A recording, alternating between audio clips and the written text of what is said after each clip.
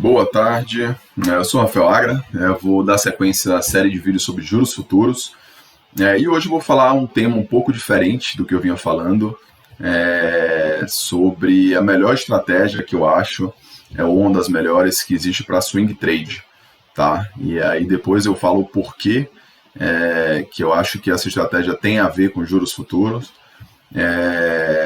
Enfim, e é um assunto que é pouco falado aqui no Brasil, é um tema que é pouco falado aqui sobre a estratégia do Mark Minervini.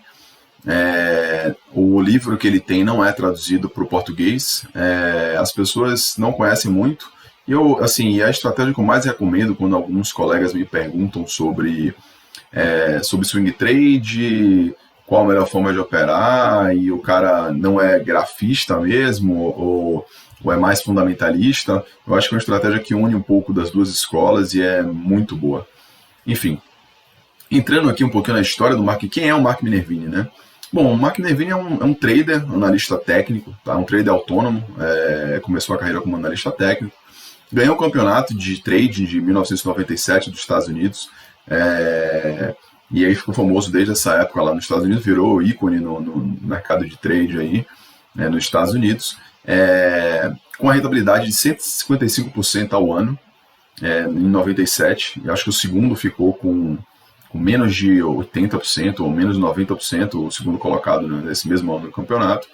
A rentabilidade média que ele conseguiu de 94 a 99 foi 220% rentabilidade média ao ano. E só para ilustrar um pouquinho dos valores, 10 mil reais transformariam em 3,5 milhões em 5 anos, se reinvestidos. E aí, um recado aí para os analistas fundamentalistas que falam que é impossível de dar time no mercado, né? Tá aí, esse cara ou ele é muito sortudo, ou então ele de fato consegue fazer o time no mercado bem feito, né?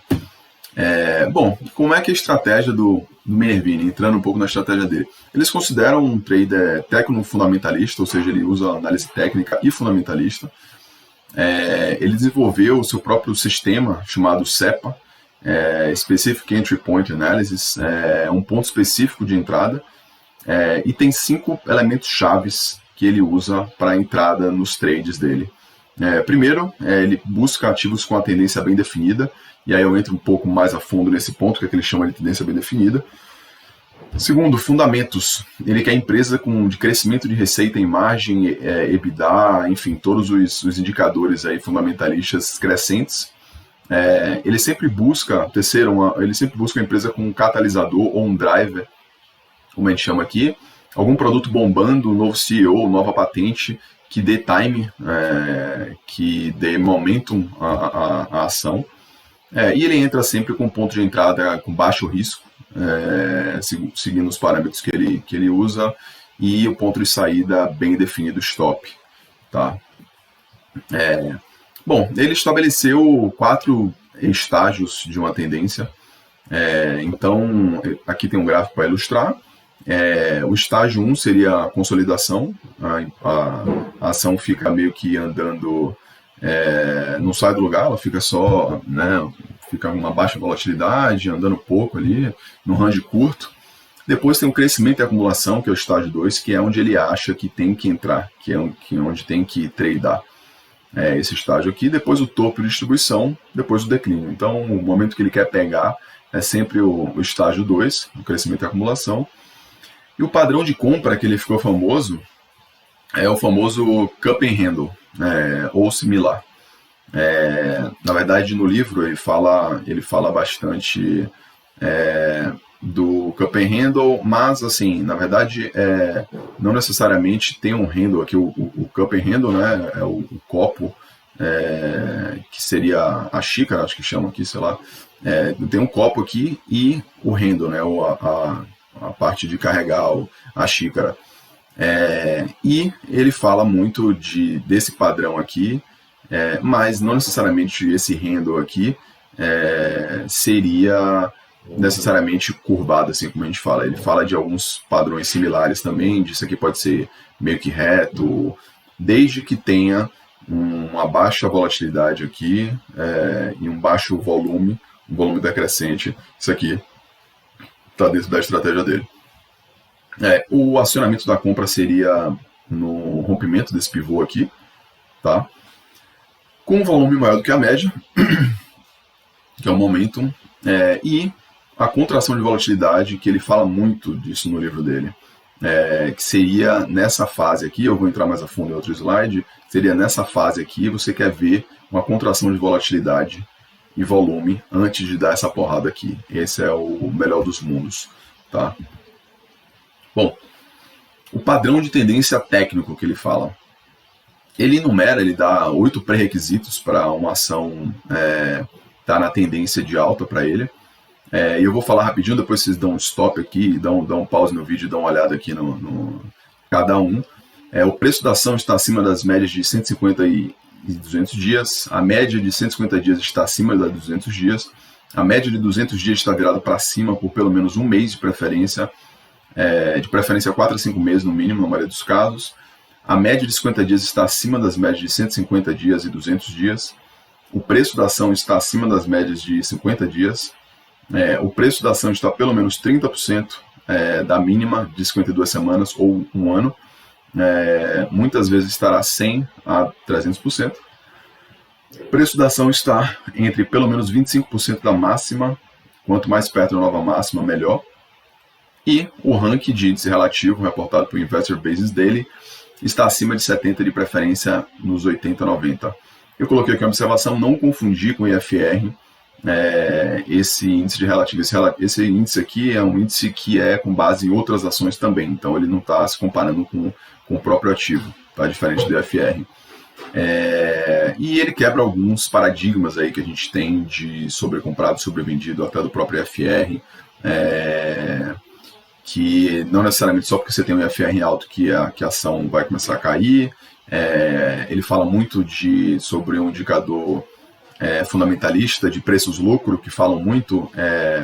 Ele também quebra esse paradigma que ele não gosta de ações com PL muito baixo, que geralmente são as mais baratas, né, pela galera do fundamento, mas que ele fala que tem um motivo porque aquela ação está com PL baixo, com preços-lucro baixo, que ninguém está querendo, então por isso que ela está baixa, então você não deve ser o único a querer. Então ele quebra um paradigma também disso aí, mas ele é um trader voltado para ações de momentum.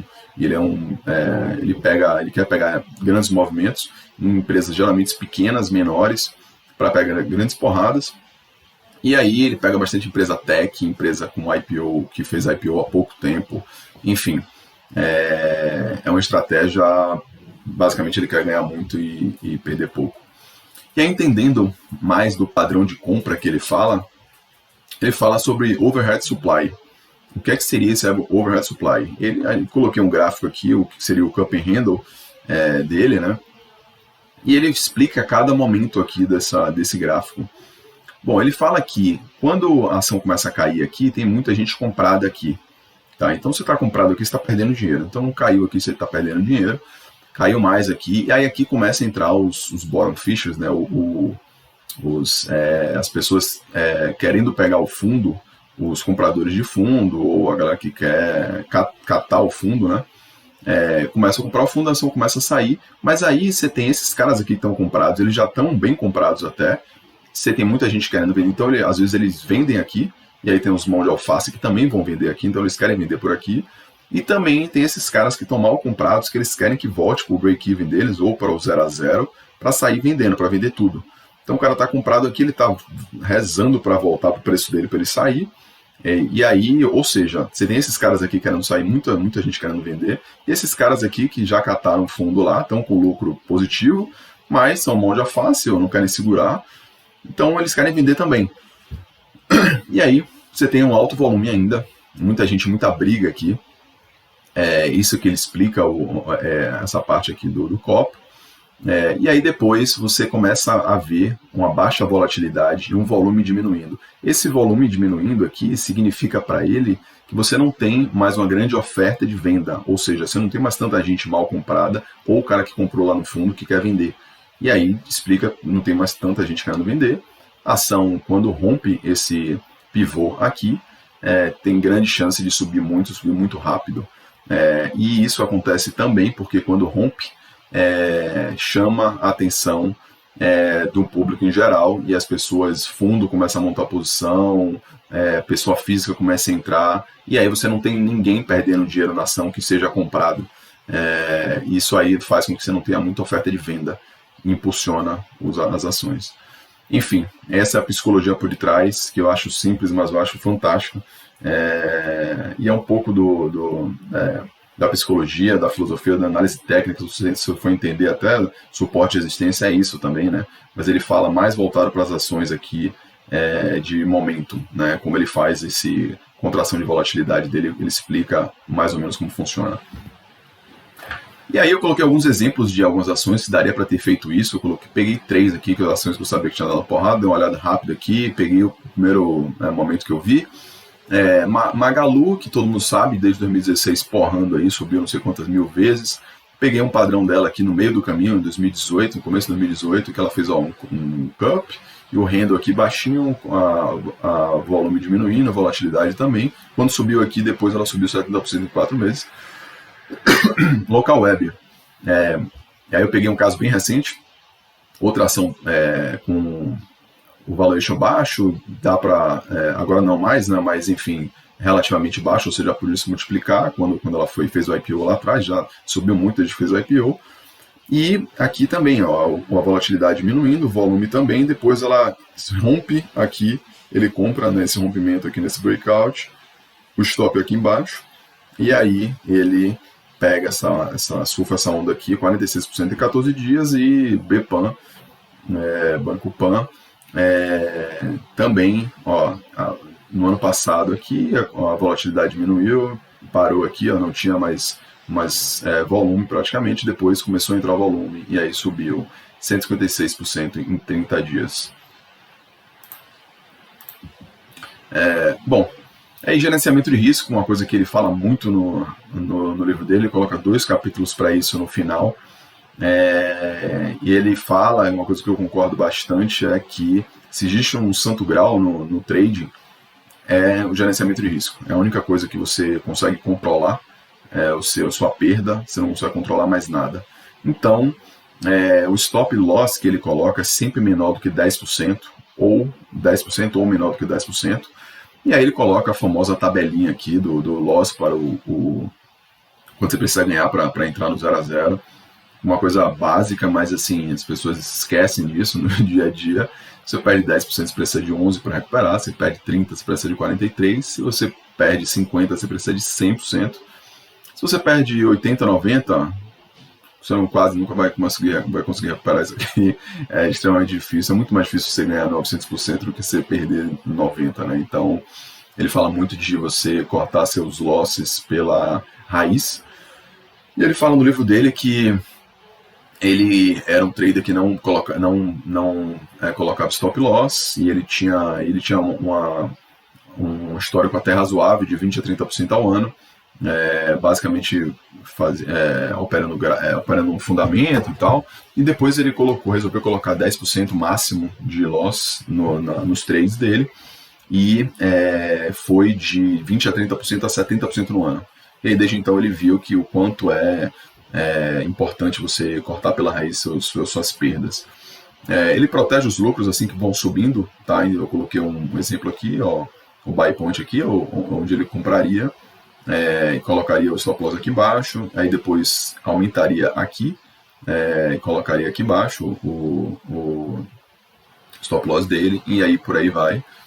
Ou seja, ele se expõe gradualmente, ele quer fazer uma posição de 20% na ação, ele começa comprando 5%, depois ele aumenta para 10%, depois ele aumenta para 20%, à medida que ele vai indo bem aquela ação, ou seja, ele vai fazendo médio para frente, diferente do que a grande maioria faz. E uma outra coisa que ele faz, ele defende vender quando a ação está forte, não esperar a ação começar a cair, enfim. Ele defende muito de que o que está no home broker lá não é do mercado, é seu. Então, se já ganhou 10% na ação, não deixe... 10% eu estou falando número X, mas assim, você está ganhando 20%, não deixe cair para 10% para você realizar. Ou você realiza lá com 20%, ou você coloca um trailing stop lá com 18%, enfim. Vai depender ali do técnico da ação. E uma coisa que ele fala, que eu concordo bastante, principalmente operando renda fixa, as pessoas não se atentam para isso, mas uma rentabilidade de 20% que você tenha 3 vezes, representa 72% no ano. Ou seja, se você fizer 20%, 20% e 20% da sua carteira toda, você faz 70% ao ano. Só que o que as pessoas não se atentam é que é muito mais fácil você fazer 20% em uma ação ou em sua carteira do que você fazer 70%. Você pode pegar a sua carteira, às vezes, ou enfim, pegar uma ação, fazer 70%, pode, mas você fazer isso com consistência é muito mais difícil que você fazer 3 vezes com 20%. Então, ele defende muito você estar fazendo ali sempre, pegar os ganhos e reinvestir. E eu falo isso da renda fixa porque na renda fixa você consegue pegar algumas oportunidades de quando o mercado está estressado, principalmente, comprar uns pré-longo, ou enfim. Você está fazendo com renda fixa, você consegue ganhar 10, 15% num espaço de tempo relativamente curto. Se você faz isso de novo, com o mesmo capital em cima, você já está fazendo juros compostos em cima disso, que dá esse efeito aqui. Não vai ser 20% 3 vezes ao ano necessariamente, até porque isso aí é difícil ter, muito difícil ter na renda fixa, mas você consegue pegar 10 a 15% tranquilamente na renda fixa algumas vezes, e com um risco muito mais baixo do que em ação, né, no mercado de equities. Então, o mercado de renda fixa é um mercado que as pessoas não se atentam muito, mas o risco é muito baixo e dá para você fazer uma rentabilidade boa, enfim, sem se arriscar tanto, emprestando dinheiro para o governo, basicamente. E sizing, que ele fala de tamanho de portfólio, ele fala de concentrar, você tem que concentrar, então você tem que conhecer bem seus ativos e concentrar essas posições, de 4 a 6 posições, se expor gradualmente, como eu falei, médio para frente, e não diversificar muito, porque se você diversificando muito, você diminui seu risco, mais sua volatilidade, mais seus retornos também. Enquanto com você colocando 4 a 6 posições, você vai ter um risco mais alto, mas também um retorno mais alto. Bom, e por que eu estou falando isso? O que é que isso tem a ver com juros? Bom, como eu falei primeiro, eu queria falar um pouco de Mark Minervini, que as pessoas não falam muito, o livro dele não é traduzido para português aqui, as pessoas não conhecem muito, eu acho uma metodologia fantástica,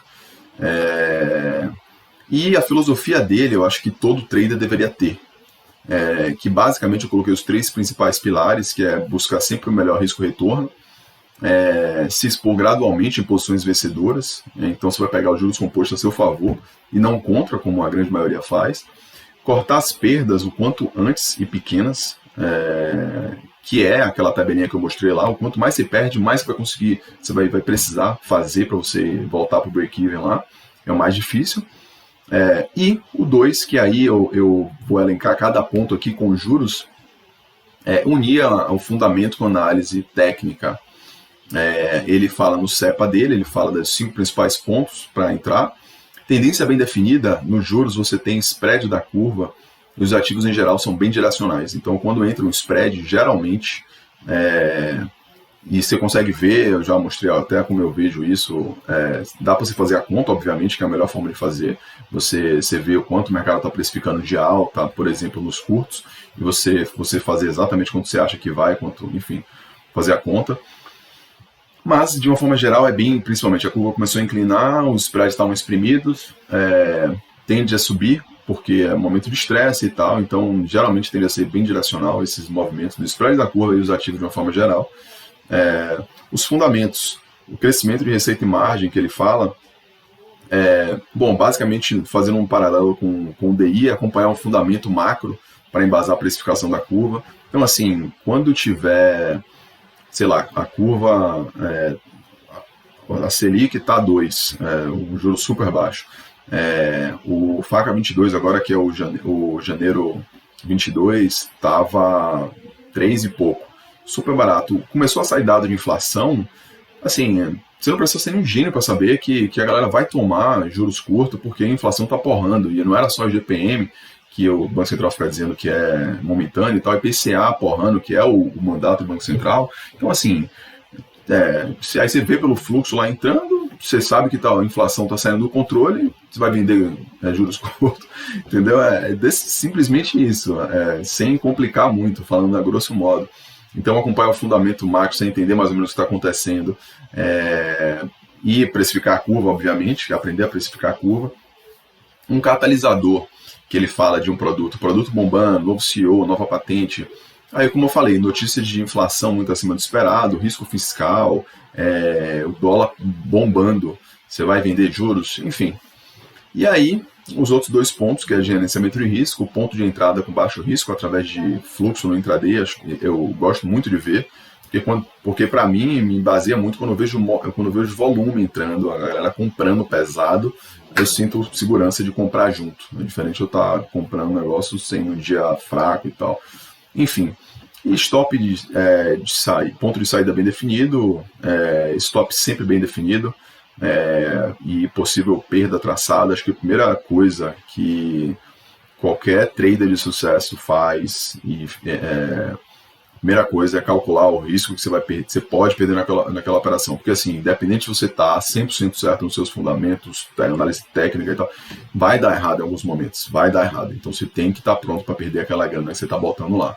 E aí por isso que tem um risco-retorno favorável lá, você entrar sempre para ganhar mais do que se perder, é a grande sacada, que por mais simples que seja, é difícil fazer, e eu sei que é difícil fazer, é muito difícil fazer, mas esse é o segredo, né? Então é isso, gente. Eu falei um pouquinho do Mark Minervini, espero que tenham gostado. Eu acho fantástica a metodologia dele. Eu sempre indico às pessoas quando vêm me perguntar sobre um método que une análise técnica. Não tenho muito tempo de ficar tradando no mercado e tal. Eu quero algumas estratégias de swing trade. Eu sempre falo dessa, porque você consegue pegar porradas grandes com um fundamento aliado ali que te protege muito. E é isso. Bom, se você gostou do vídeo, dá um like aqui, indica para os seus amigos. Valeu, obrigado, até a próxima.